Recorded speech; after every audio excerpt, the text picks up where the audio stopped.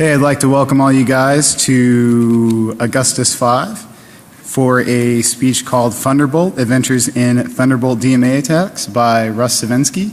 Hope you guys are excited about this as I am. It's going to be a great talk. I'm going to turn it over to Russ.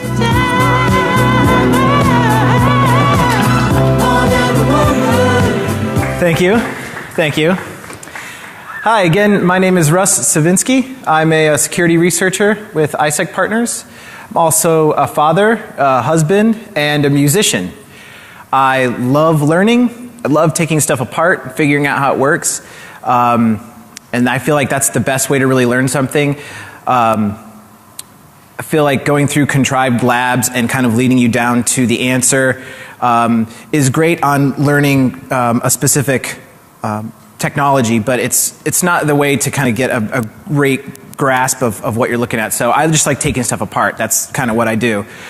So that's why we're here today. We're here to talk about the Thunderbolt technology, going through a practical reverse engineering exercise of Thunderbolt, and also looking at how it relates to DMA attacks. So I focused primarily on Apple hardware. So the Intel stuff I strayed away from, mostly because there were some bigger mitigations on the Intel stuff. The Apple stuff's not quite there yet, so we're going to kind of focus on Apple specifically. So in order to get a deeper understanding of what we are looking at, we're going to need some background information. So just at a high level, we need to know what is Thunderbolt and what is DMA. We mentioned that was the goal. Was a Thunderbolt DMA attack. So what is Thunderbolt and what is DMA? Thunderbolt is Apple and Intel's joint effort to combine a high-speed data bus and DisplayPort all on one expansion port. So no more having to get an HDMI cable and then a USB 3 cable. It's all on one expansion port. The basis, it funnels down into PCI Express. So already we're starting to kind of pick out some technologies we're going to need to start looking at. So PCI Express being one. Since we're focusing on DMA, we're going to stick primarily to the serial data speed connection. So what is DMA? It stands for Direct Memory Access. And back in the day, when a device needed to access memory, it did something what's called programmed I/O. And so what happened was a device would contact the processor. Processor would take the address that it wanted. It would store it in a register. Then it would go fetch that memory, come back. And so the processor was the bottleneck. The processor, or not the bottleneck, the middleman.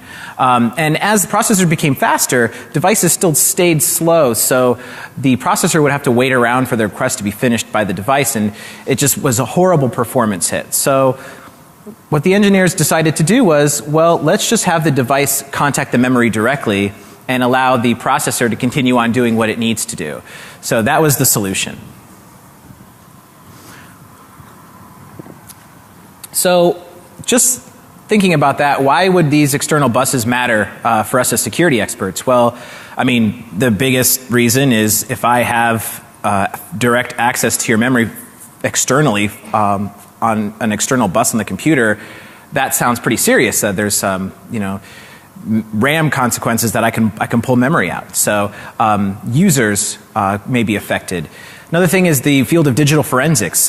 We have a problem to solve. We have a mystery we want to solve, and we have a bad guy's laptop that has full disk encryption, and we need to get the encryption key off so we can start to solve this mystery. We can use these types of accesses to grab those keys out of memory.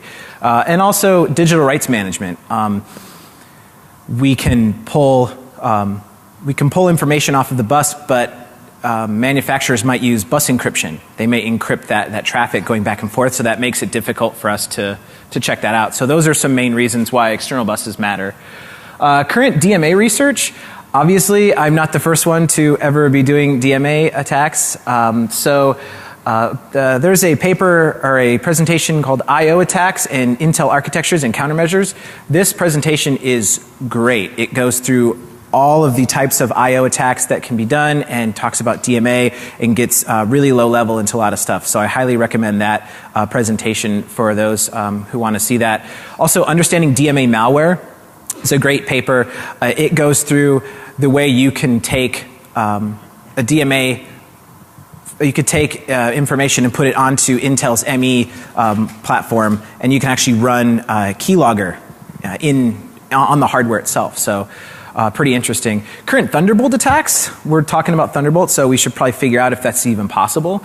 It is possible. DMA attacks through Thunderbolt are definitely possible, and they exist. They're easy to do. So the way you would do that is currently you would daisy chain Thunderbolt through FireWire, and you would use a program called Inception, and Inception allows you to perform DMA attacks through FireWire. It's based off the libforensics 1394 Python library, and it allows you to run a DMA attack through FireWire. You daisy chain that through Thunderbolt, and now you can pull off PCI DMA attacks through FireWire, daisy chain to Thunderbolt. So also the De Mysteries d'Objectives.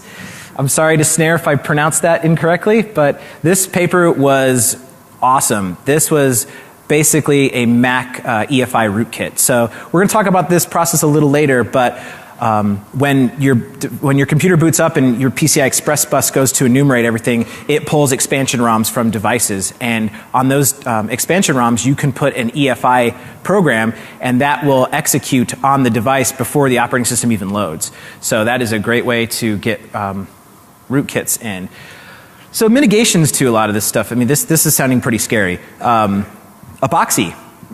You can always glue your ports shut. No one can get into your ports and steal your memory, but now you can't use your ports. So maybe we could think of something a little better. How about an input-output memory management unit, an IOMMU? You think of these as virtual memory for your devices. So your device plugs in, it actually gets a virtual memory address. The virtual memory address is translated to the physical memory address through the IOMMU hardware. And also this not only gives you an abstraction layer between your memory with virtual memory, but it also allows you to set up almost like access controls for sections of memory and for devices, so you can lock these down from accessing certain types of memories. Also secure configurations. Apple has some configurations that you can do to prevent the FireWire attacks while the computer is locked. The problem with that is the computer, if the person's logged in, then the attack is still available. So this still doesn't stop social engineering attacks from, hey, my device isn't quite working on my laptop. Can I just try it on yours real quick, see if I can get that squared away? So these attacks definitely exist. And so it turns out that there is a way for us to bypass memory and continue on with our research. So DMA stuff is definitely prevalent in Thunderbolt. So in order for us to get through reverse engineering, we're going to need to get down to some of the underlying protocols we were talking about, PCI Express being the main one. We mentioned that PCI Express is kind of the underlying bus structure that funnels down from Thunderbolt. So we're going to need to understand that a little better. So this is going to be a crash course in PCI Express. This specification is a beast, so I'll try and go as quick as I can and get through this. If we run out of time and there's no time for questions, come and see me afterwards and we can go through it a little more. So PCI Express, it's a high-speed data bus. It's serial, so no longer using parallel anymore. Data's sent via lanes, and so a lane is made up of two simplex lines, two simplex data paths, one transmit, one receive, and then each of those is made up of two differential pairs. A differential pair is one signal going positive and then another signal the exact opposite going negative. And what happens is when the two signals get to the device, they compare the difference. And this is really great for interference. If interference happens on the lines, it should affect both lines, and so you can just take the difference and pull that out. And obviously we have the transmit and receive pairs. So those four lines will make up a single lane or by one PCI Express. Per the PCI SIG specification, the minimum amount of wires needed for PCI Express is 4. Single lane PCI Express only needs 4 wires. I thought that was really interesting. A reference clock is optional, it's not required, and you can get away with a 2.5 gigahertz oscillator with plus or minus 300 ppm. So when we're doing our reverse engineering, most manufacturers will do 6-wire. just because it's easier to throw in a reference clock, and it makes it a little more stable. But PCI Express can definitely handle without one. Different device types. We have endpoints, switches and hubs, or I'm sorry, switches and bridges, and the root complex. So endpoints are basically your devices. You have a legacy device or legacy endpoint and a native endpoint. Native endpoints are what's coming out nowadays, 64-bit addressing. There's a little bit of permissions that are kind of locked down to which memory locations you can and can't do. Legacy devices, on the other hand, allow you to actually do I/O reads and writes. As well as memory reads and writes. You can also do what are called locked transactions, which means you can lock the bus while you're using it and no other devices can use the bus. Back to the PCI days, that was important for bus arbitration. And so moving on, the data is sent over packets. It's analogous to TCP/IP. They are called transaction layer packets, or TLPs. It also uses a point-to-point topology, so there's no more bus arbitration like we talked about earlier in the PCI days.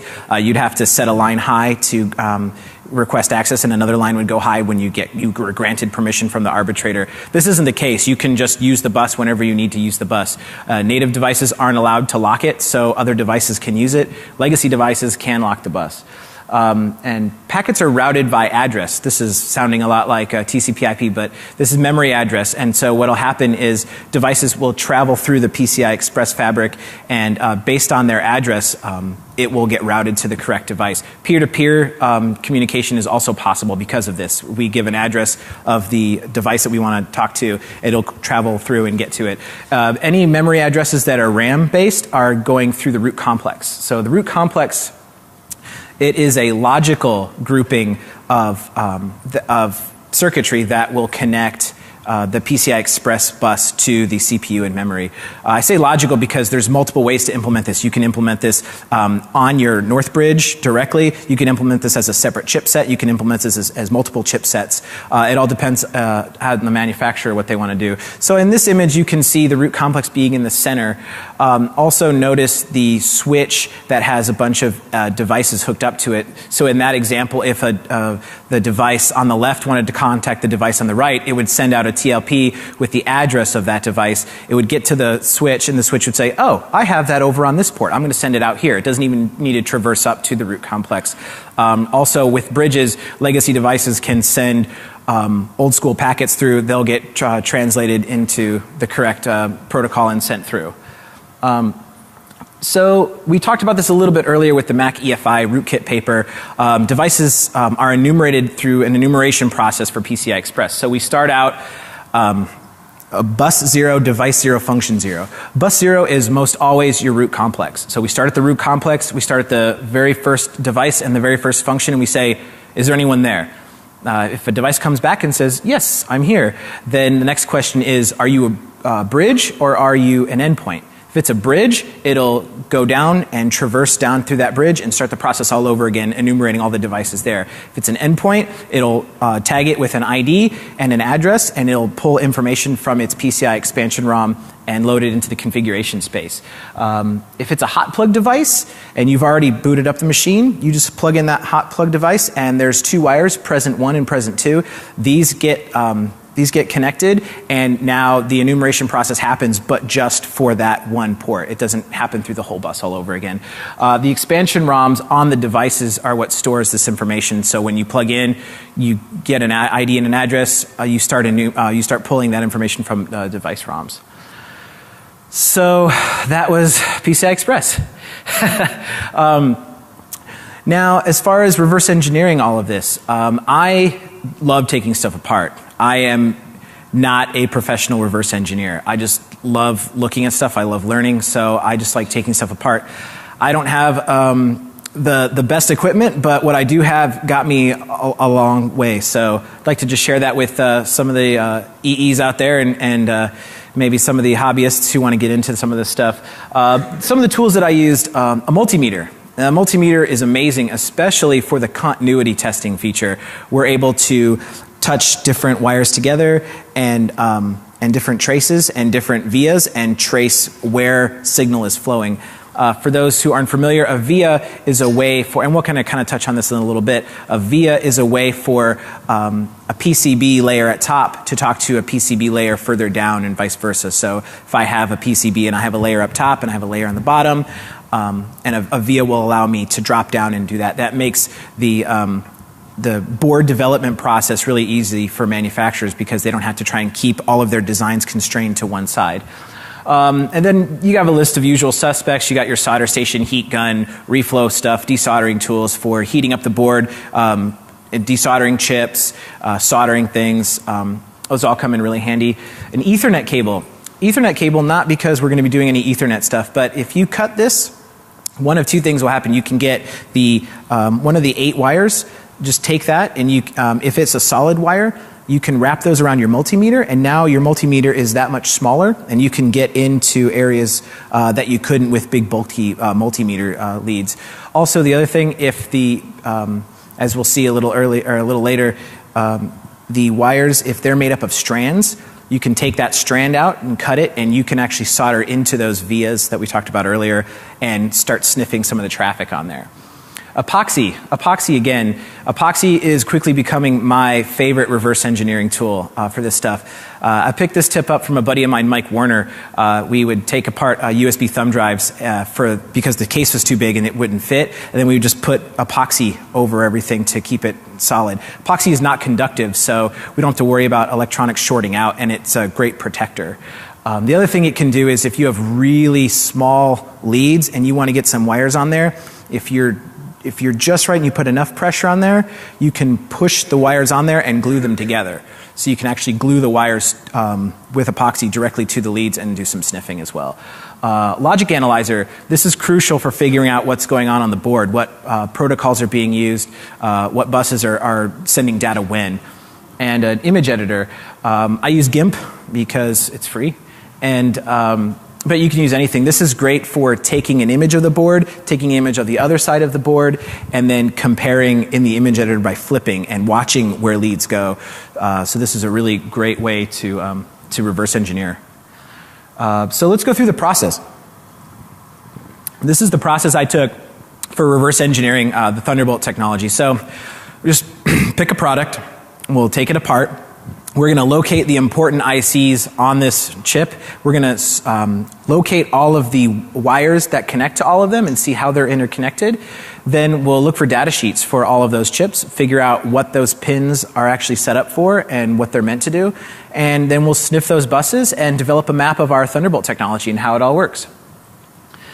So I chose 2 devices. The first device was the Buffalo Mini Station Thunderbolt USB 3 hard drive. This has a really great form factor for reverse engineering this kind of stuff. It's nice and big. It has really, I'm going to say big because it's big in comparison to the other device I chose, but it has a big area for vias to solder in, and you can see the chips clearly. It's a really great form factor for that kind of stuff. It also has USB 3, which I thought would be a really interesting attack if we can start tweaking some of these chips and pulling information out through TLP packets and writing those to our USB 3 thumb drive. I mean, obviously it's a hard drive, but if we want to put some more malicious technology in this device and take that hard drive out, we could put a USB 3 thumb drive in there and route it. So that we were just kind of thinking out loud, that might be a really cool attack scenario. And the Apple Thunderbolt to Gigabit Ethernet adapter. This thing was a nightmare to reverse engineer. These things are tiny. I mean, and with good reason. I mean, you want consumers to have a nice quick adapter they can plug in and go. And they look nice, you know, so that's why they're super small. But it doesn't make it nice for us as reverse engineers to look at this stuff, so we'll start with the hard drive. AnonTech has an amazing teardown of this, high-res images, really detailed information on it, and they've also picked out all of the ICs for us. So that part of the reverse engineering is done. We already know all the chips on there, all the interesting ones anyways.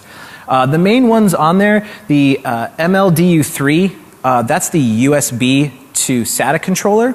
And so just thinking about this as a hard drive, we know we're going to have SATA connecting to our hard drive. We have USB 3 and Thunderbolt as the input. So now looking at the chips, we have a USB 3 to SATA controller. So we start building our two paths, one for USB 3 down to SATA and one to Thunderbolt down to SATA. And this chip kind of solves that mystery. It's USB 3 to controller, controller to SATA. We're done. So that leg is pretty much taken care of with that chip. We also have an ASM 1061. This is the PCI Express to SATA controller. Again, Thunderbolt based on using PCI Express. You can start building that path out now. It's PCI Express to SATA and then some other technology up to the Thunderbolt controller, which leads us to our next chip, the DSL 2210. This is the Intel Thunderbolt chip. It's also codename is Peak Ridge. It is going to be connected directly to the Thunderbolt controller, and just kind of at a high level we can start seeing, okay, so Thunderbolt connector, controller, PCI Express SATA, hard drive. So we're starting to build that path out. So now we have the USB 3 path and the Thunderbolt path. And then we have an LPC 1114. It's a ARM Cortex processor. Not really quite sure what this is doing here. A non-tech thinks that it's to switch between USB 3 and SATA, but we've already identified those paths and how they interact. So that's basically just setting wires high and voltages. So we really don't think that that's the solution, but we're not quite sure what that is yet. So we need to keep digging deeper. Here's an image of the front of the board. And as you can see, just at visual inspection, you can start taking a look at some of these. Right there are our three out of our 4 main ICs. The one on the upper left is our USB 3 controller. The one in the middle is our Thunderbolt controller. And the one on the right is our PCI Express controller. We also have a couple SPI ROMs that are on the board. Excuse me. Visual inspection kind of says, okay, the one on the top left is going to be related to the USB 3 controller. The one in the top right is going to be related to the PCI Express controller. So we can start picking out what ROMs we can start looking at. Also, we have some interesting header rows set up here. So these might be interesting. These may be JTAG headers. They may be, I think it'd be really crazy if there was a root shell on a hard drive. Probably not the case, but you never know. So we'll keep those in our back pocket and kind of continue on. Flipping the board over, you notice we identify the 4th chip, the ARM Cortex. Any ROMs on this, we notice there's one over here. Visual inspection, just looking at this side, we don't see any chips around it. Although if we flip the board around, in this image, you'll see a big grouping of resistors right above that. And that's the bottom end of the Thunderbolt controller. So all those resistors being pulled higher, pulled low for power and such. So this may be the ROM for Thunderbolt. We're not quite sure. Visual inspection doesn't show any direct vias to it. Putting the board on its side, we notice this board only has 3 layers. So that's great for us as reverse engineers. It'd be ideal if it was just 2, but most manufacturers may do 8 or 9. I mean, it all depends on how they're going to design their boards. But this allows us to do most of our inspection visually. And if we have anything that's interesting that we can't quite find, a continuity tester will help us to resolve that. And since it's a single board in the middle, we shouldn't have to worry too much about speculation on where it's going. So let's start looking at our PCI Express controller. It's a PCI Express to SATA controller. We're going to try and look for some data sheets so we can figure out what's going on and try to identify all the ROMs and flashes on it. This thing didn't have any direct data sheets available. That stuff was kept confidential. It wasn't available on Google or Baidu or anything. What I was able to find, though, was a motherboard manufacturer thought it would be really great if they took all of the chips that they used and they made pinouts of them and put them in the user manual for their motherboard. So I was able to find the pinouts for the ASM 1061 by finding a motherboard user sheet, which I thought was pretty interesting.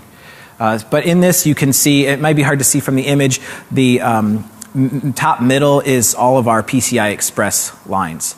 So we can start mapping out where those are going based on our data sheet. In looking at this image, you can see 2 nice big fat lanes coming down in between the PCI Express port and Thunderbolt. And also, if you see, there's a big fat one looping around on the side. Looking at the data sheet, we see that those are our PCI Express lines. So there's our transmit and receive going up and down, and then there's a reference clock coming over on the side. You may also notice that there's two crystals on this device, one for the PCI Express one, and also one going into Thunderbolt. And that would make sense because the Thunderbolt connector doesn't really have a reference clock. And if Thunderbolt's doing PCI Express, it's going to have a reference clock coming out to the AS media. So that's going to be a 2.5 gigahertz reference clock.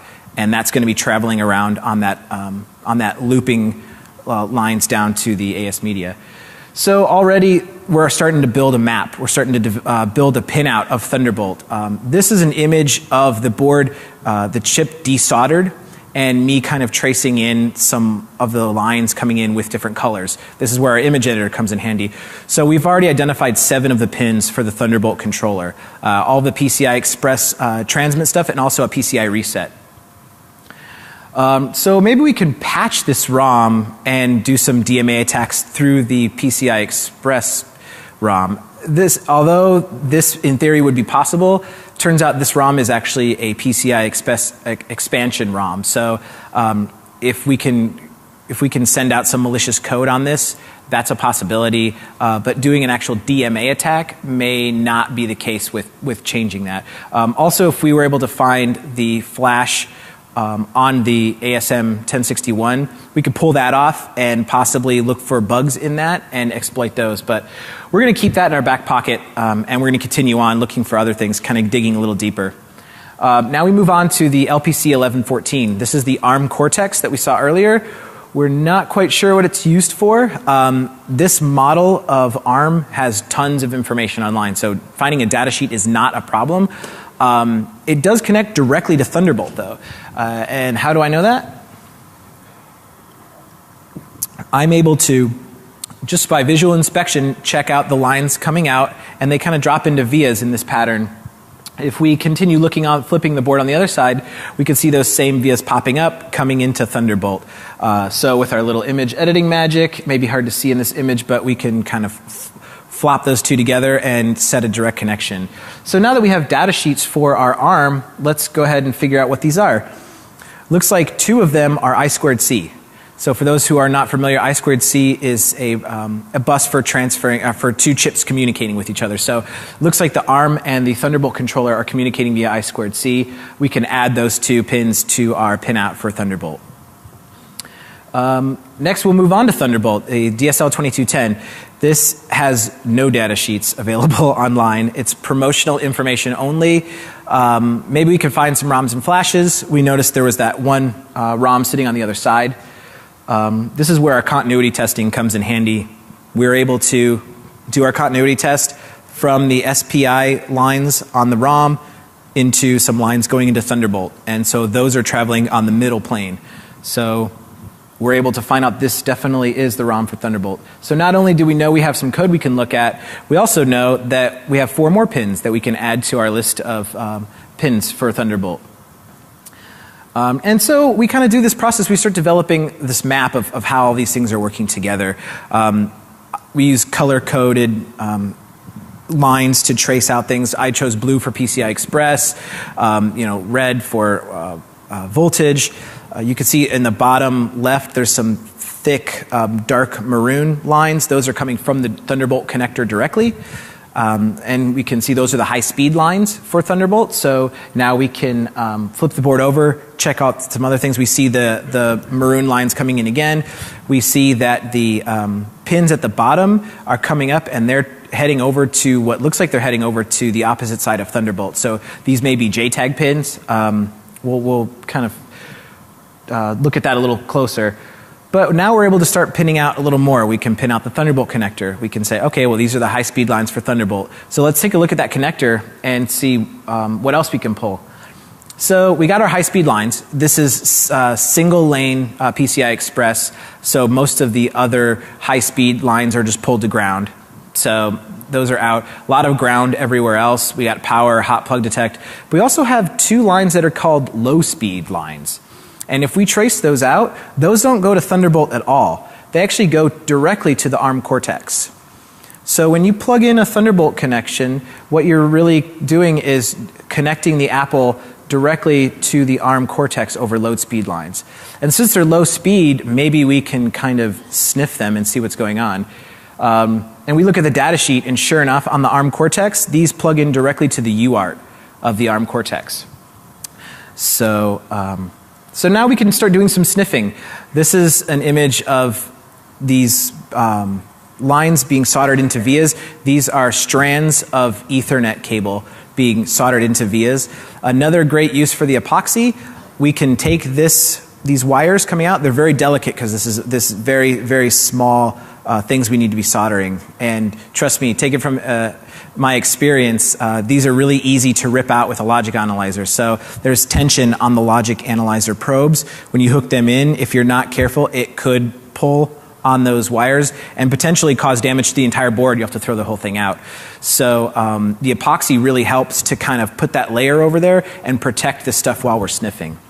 Right here you can see we connected up the I2C lines to our logic probe, and we're going to start sniffing the I2C bus as well as other buses. And just for scale, here's the size of the wires that were going into these vias. And these vias fit these wires perfectly, almost to the point where solder, tinning the wires to put it in, almost wasn't an option. If you just had to have just the smallest amount of solder on these wires to get them to fit in the vias perfectly, and then solder them in.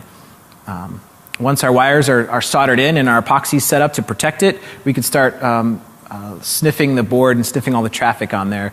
Notice our I2C connection being sniffed, and also our UART connection at the bottom into our ARM Cortex from our Apple.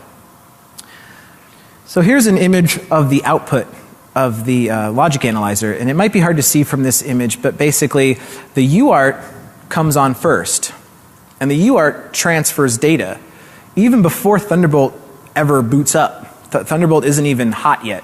Once the ARM does its thing and gets programmed by the Apple, then Thunderbolt comes on. The I2C buses start communicating between the ARM Cortex and the Thunderbolt controller, and device information is now sent up to the computer through the Thunderbolt. So we can kind of build this map up of these lower speed protocols on the board without having to worry about sniffing the Thunderbolt connections or the PCI Express connections, which are, unless you have a really expensive equipment, it's very difficult to do. So we're looking at this UART traffic coming from the computer down to the ARM. So I want to know what's going on. We want to know what's going on the ARM, on the Apple, how the ARM's communicating. It turns out this ARM is communicating to an ARM on the Apple computer itself. These low speed lines are actually connected directly to two ARMs. So in any Thunderbolt implementation, you need the Thunderbolt controller, and you also need an ARM Cortex. The ARM Cortex and the Thunderbolt controller have to be together.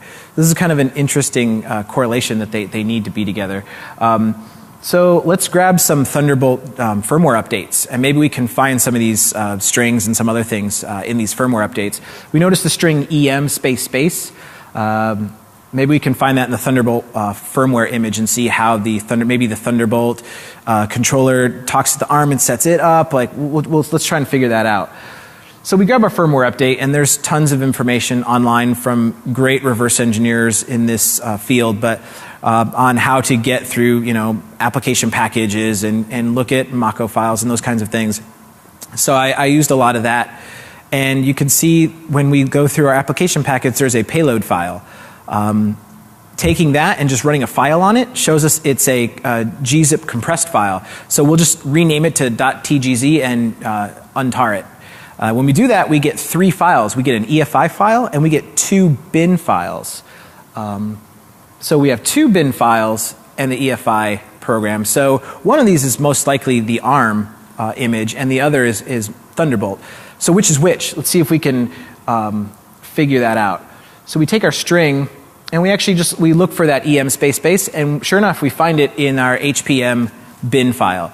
So now we have a pretty good understanding that this is going to be the ARM firmware, but maybe we just got lucky. Maybe there were just 4 sequential characters that happened to make that up. So let's see if we can find another sequence of characters. So we have the hex 27OA0000. So we'll grab that out, and we'll do another search, and sure enough, we have the same exact image coming back to us. So we're pretty confident that this is the image of the ARM Cortex, and the other is the Thunderbolt image. So now let's look at our EFI program a little bit. So for those of you not familiar with EFI, the format is based on a PE format. It's called TE, and the way OS X does it is they take an x86 and a 64-bit version of the TE file, and they kind of wrap them in a Mako file. So just using a hex editor and kind of doing some DDing, we're able to pull out the x86 TE file from the Mako file, and we can just load it up into like IDA or whatever. I choose Hopper. Hopper is, right, for those Hopper fans and possibly the developer of Hopper, kudos to you, because this is amazing. Hopper is, it's basically similar to IDA, except for 1/10 the price, and has a lot of cool features, a couple of which we're going to kind of cruise through here. Just looking at just the strings in the EFI program shows us a lot. We're able to see a lot of debug information, and tracing that out, we can see a lot of functions being shown with a colon. So init JTAG colon and then some issue, or read EEPROM colon. So this debug information is kind of helping us to figure out what blocks of code are doing what. Also, we noticed there's a found light ridge and found eagle ridge, and with a 4-byte hex number next to it.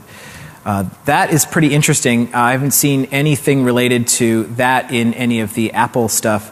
Let's do a little digging around. We have basically two different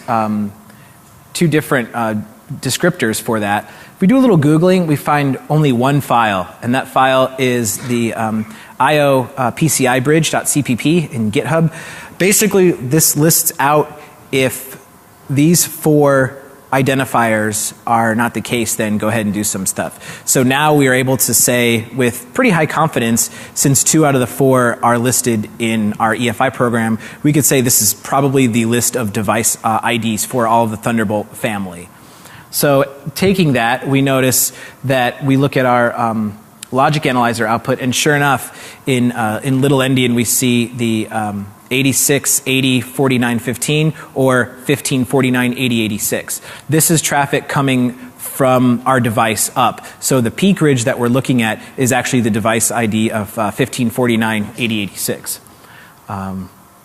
So let's kind of pull this a little further. We can take these strings, we can cross-reference that back up to code, and then we can start tagging some of this code. So init JTAG is going to be this block, so let's go ahead and name it init JTAG. We can kind of do this with all of the debug strings and start building a map. One of the coolest things about Hopper is the pseudocode option, and what you do is we are within a function, you hit pseudocode, and it compiles it out, or decompiles it to a C code. So we're able to pull out some code for the init JTAG thing. It's a little messy, but I mean it does a really good job of pulling this out. And since we are able to kind of put these symbols in from debug strings and clean up the code a little bit, this is the code for initializing the JTAG chain for Thunderbolt. We can see how it goes through. It does its JTAG initialization, connects up, and then pulls this string out. If it's one of these 2 strings, it's these types of Thunderbolt controllers. If not, it's an unknown one that it doesn't know about. So it only really supports 2 on the Apple computer. And that's another good point to note. This is all on the Apple.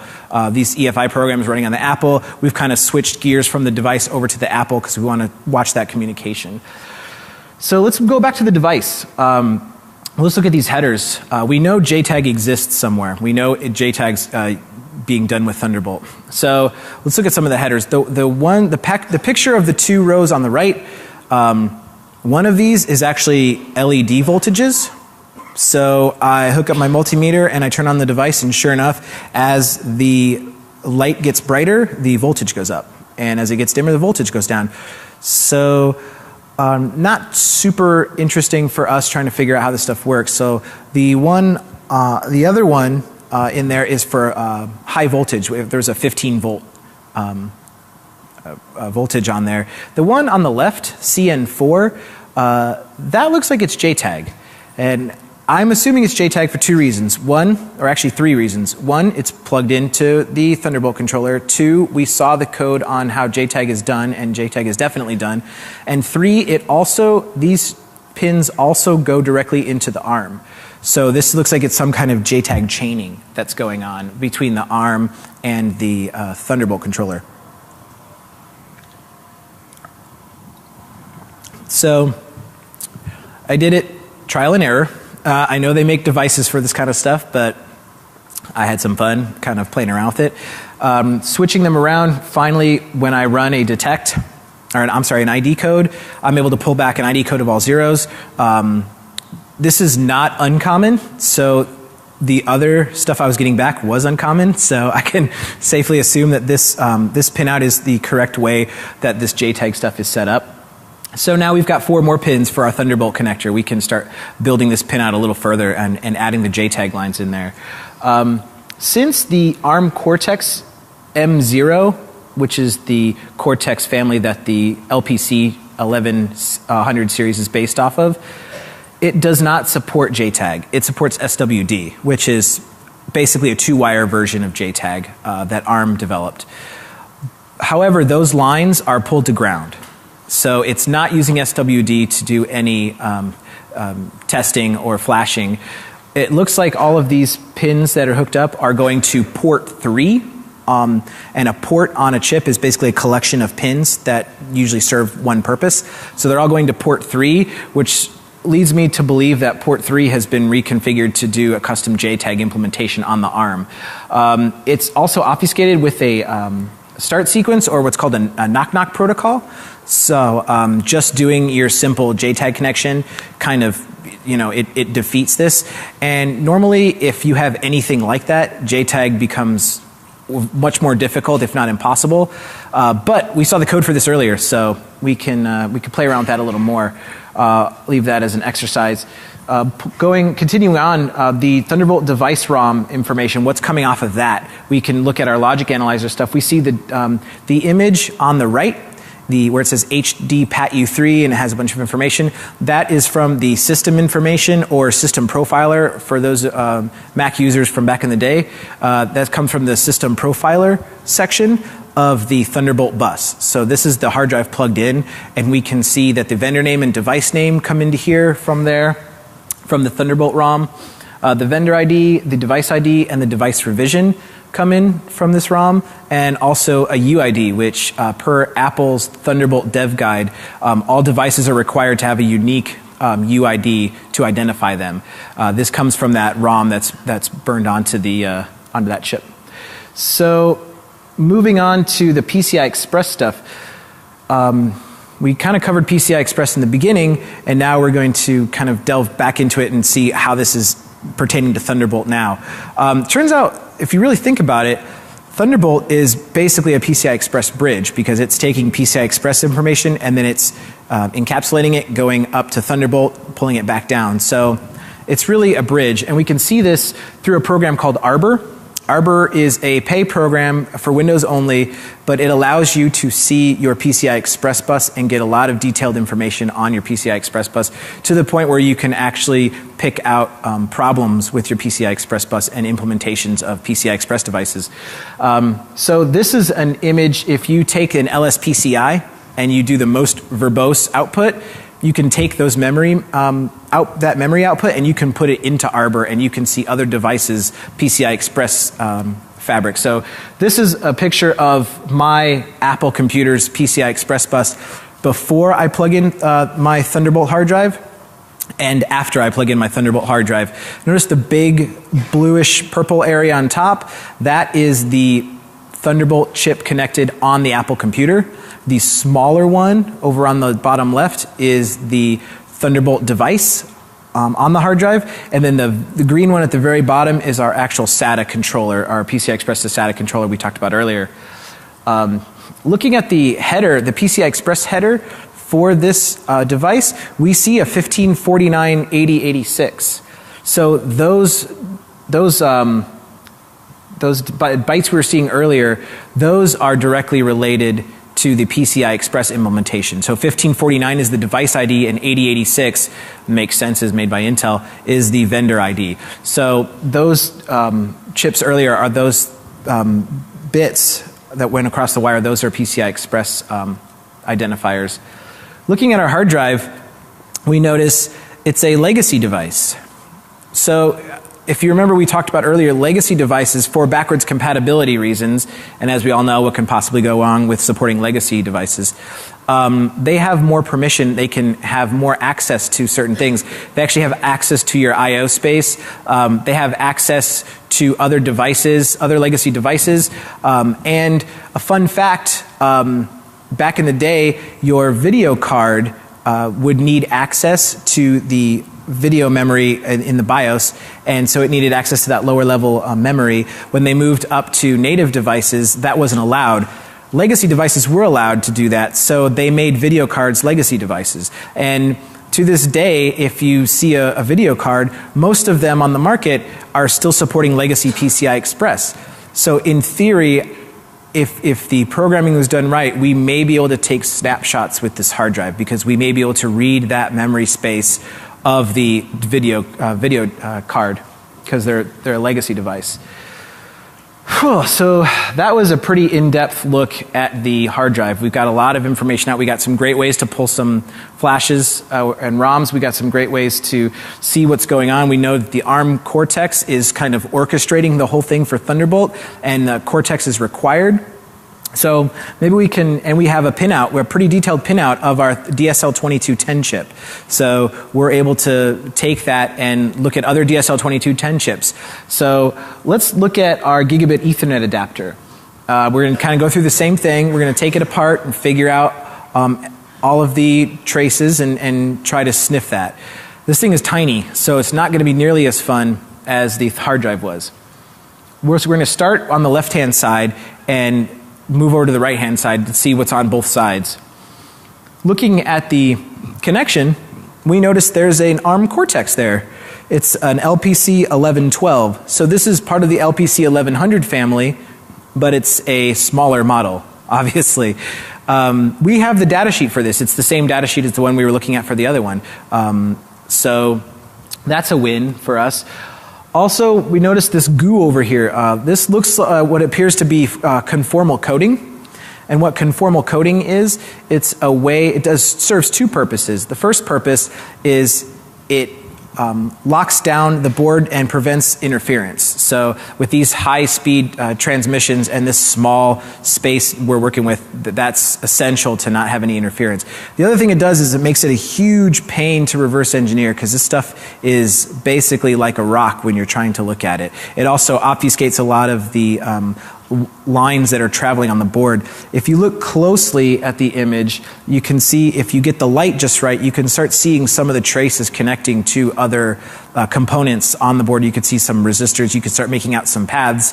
This would be a lot easier if it was just a plain green board. That conformal coding kind of obfuscates that a little bit. If we flip our chip over, or our board over, we notice there's a nice big Thunderbolt controller and a couple other peripherals. Notice over to the right there's a there's a clock, there's a oscillator. It's a 2210, so it's a DSL 2210. So we have a pinout of this chip. So now any pinouts that we have, we can migrate over to this device, and we can start looking at what things do what. So checking on the SPI stuff, we know that that little device over there is an SPI ROM, because it's connected to the SPI lines of our Thunderbolt controller we've mapped out. We've also mapped out that the wires coming out of the device are PCI Express lines. So coming out of the connector down this wire, it's just straight PCI Express. And we know from our reverse engineering what pins are doing what and what's going on. So we can start making a map on this device as well. We could say, okay, well, I've mapped out all the PCI Express pins. These are the wires that are doing this PCI Express. And so what we can do is we can take this and desolder it. We know where all the pins are going. Maybe we can buy a little PCI Express dip connector and solder everything in correctly, and maybe we'll get an FPGA and we can do a DMA attack through an FPGA. So I chose the Altera Cyclone 4 GX transceiver starter kit. It's around $400. It has a hard IP core for PCI Express built on it, so we don't have to worry about writing our own PCI Express stack or trying to build our own FPGA with PHY connector and set that all up. It's all built on. It's around $400. So it's a pretty decent price point for this kind of thing. And hopefully putting these all together, we can actually kick off a DMA attack. So this proved to be a little more difficult than I thought. I ran into some issues. I was going to have it here for everyone today. I ran out of time. But here's the here's the hack soldering job that I did to try and get these wires set up. These wires are so small. The PCI Express wires that come out, there's a jacket, and then if you pull that jacket off, there's ground wires wrapping around it, and then within there's another wire with a jacket, and then within that, there's the actual PCI Express wire.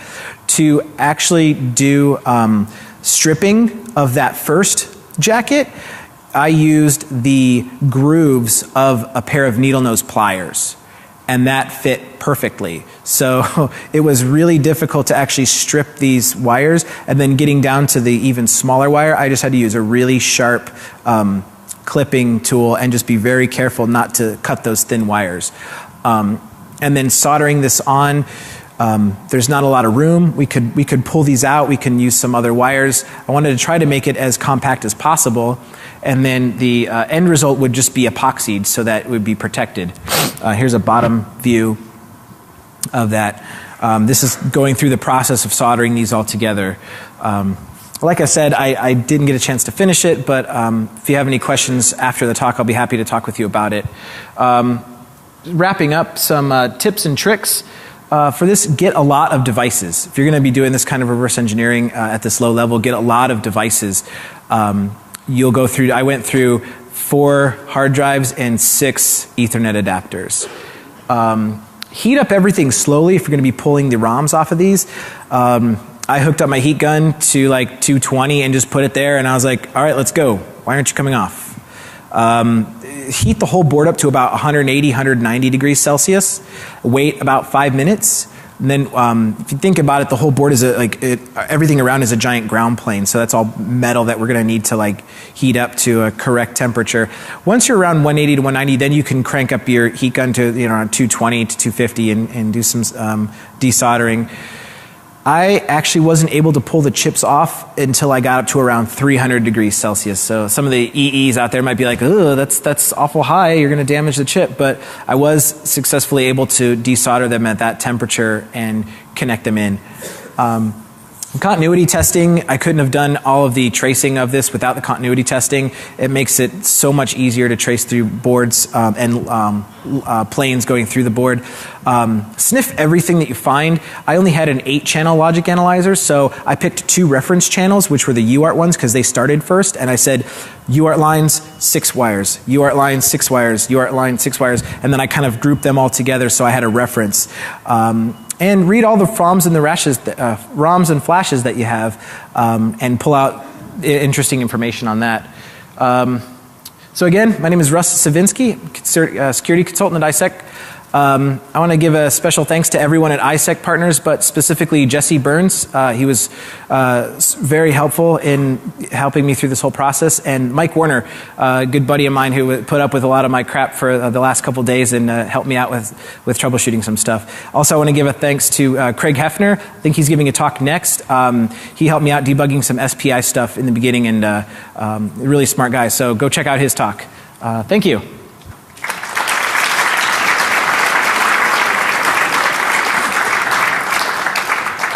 We have 5 minutes, so we have some time for questions.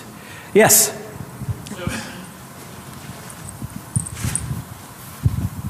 So were you able to send custom TLPs, and what was the result? The question was, well, obviously there's a mic, so I'm not going to repeat the question, but I was not able to send custom TLPs because I ran into issues with some of the wires So it turns out there's a step-down converter that needs certain voltage applied to it just in the right spot, and I wasn't able to get that finagled in time for the talk. I had the Altera PCI Express stuff all set up and ready to go to run the attack. It ran in a simulator, but I wasn't able to get the device actually finished in time for the talk, so I guess the answer is no. Any other questions? Oh. Why not start with a commercial PCIe to Thunderbolt card cage? There are 3 on the market. That is a great question. I did not know about that. So actually, after this, if you want to come talk to me about it, I'd really appreciate that information. Because, like I said, I love learning this stuff, so I love taking it apart. So that was kind of the attraction for me was, yeah, let's get into this and start taking stuff apart. That was an awesome attempt with the gigabit Ethernet adapter, by the way. I can't believe you tried to solder those. Thank you. It was a lot of work, but it ended up paying off. Now I can do it pretty easily. I can't. So, any other questions before we end? Oh, yep. This guy. Sorry. Didn't see you. Yes, I'd like to know what is the purpose of the FPGA, because you have PCI bus directly between the two devices, so you can plug it in a computer directly, or maybe not. I'll try to answer the question the best I can. I use the Altera Cyclone 4 GX stuff that came with Altera's Quartus 2, and the hard IP is kind of on the FPGA itself, so there wasn't actually a soft IP version that I needed to configure. What happens is the Quartus 2 software will actually connect to the FPGA via JTAG, and it'll actually program the IPs, the hard IP for PCI Express. You can actually give it device ID, version, vendor ID, and all of the PCI Express stuff. You can set up the bars to be whatever addresses you want. You can set it to be a legacy or a native endpoint. There's tons of configuration you can do within the Quartus 2 software, but that stuff gets programmed into the hard IP of the PCI Express stuff. So mostly it's configuration and then custom code to do a TLP. It makes it pretty easy. Are we good? Or we have a couple time for another question? We're good? All right. Well, if you have any questions, you can see me around. Stop by and ask me. But otherwise, thanks again.